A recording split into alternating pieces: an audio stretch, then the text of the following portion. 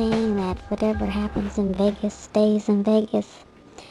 I was sitting here thinking about an incident that happened a long time ago. You know, I've been a freak for a long time. Because when I can say that 20 years ago, I was doing some things in Vegas that I should have left in Vegas. I should never even mention again. And actually the wildest thing that I have ever done actually occurred in Vegas. Nothing. I've done some interesting things. I've done some interesting men, but the most fascinating thing that I think that I've ever attempted to do sexually actually occurred in Vegas, and one day I might have to tell y'all about that. But this particular time, I used to go to Vegas a lot. I used to go to Vegas almost every weekend, and I was in Vegas this one particular time, and I was in this casino, and I was losing my money, and I was getting depressed, and I was like, damn. And there was this young guy who worked at the casino, and he was flirting with me, and finally I finally just told him, come on, talk to me. What do you want? Dude was like, I was older than him, of course. And he was like, Ma, you older, you have some kids. I got this problem, and I want to know if you can help me. And I was like, what, honey? He was like, I got this big dick. I was like, what? He's like, I got a really big dick. And it's hard for me to find women to sleep with because my thing is so big. I was like, what? He was like, so I was wondering, because you kind of tall and you have some kids, maybe you can help me out, because I ain't had sex in a long time, because I can't find nobody that can take this big dick. Good Lord, what in the world? Why put me to this challenge? Because a nympho loves a challenge. So, he got off work. He's not supposed to be fraternizing with the customers.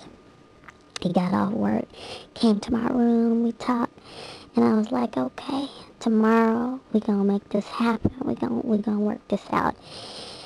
The next day, we met somewhere, and we was just chilling, we were just enjoying the strip, and it was a nice day, and we're trying to figure out how we're gonna really, accomplish this thing we need to accomplish. And I remember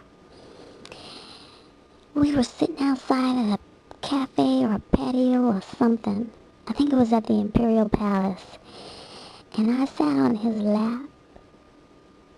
And I sat on the biggest piece of mass in a man's pants I had ever felt. And I said, sweetheart, is that your dick?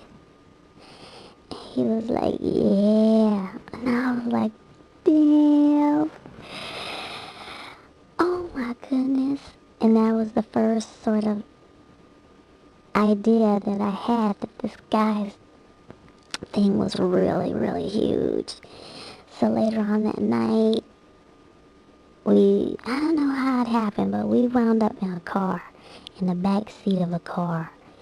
And I don't care which way that boy turned me, he couldn't get that dick in me. He was so big.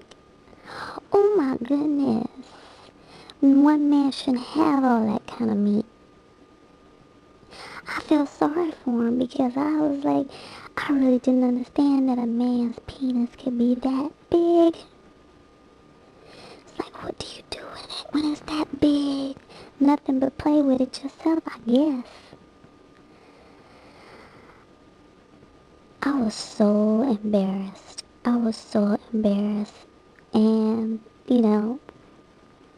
a nympho want to be a good nympho.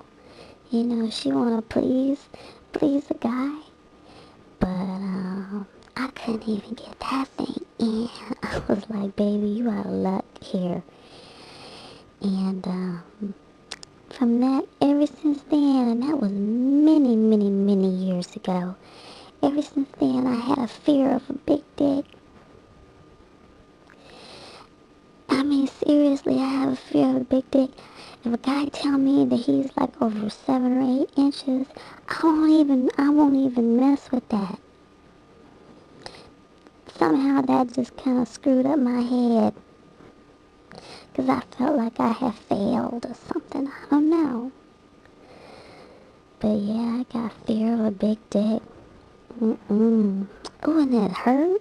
Even though it was like we put all kind of lubrication on it. I mean, it just felt like he couldn't only get but like the tip in. Mm-mm. Fear of a big dick. Mm-mm. Nymphomania.com and nymphomania.ning.com.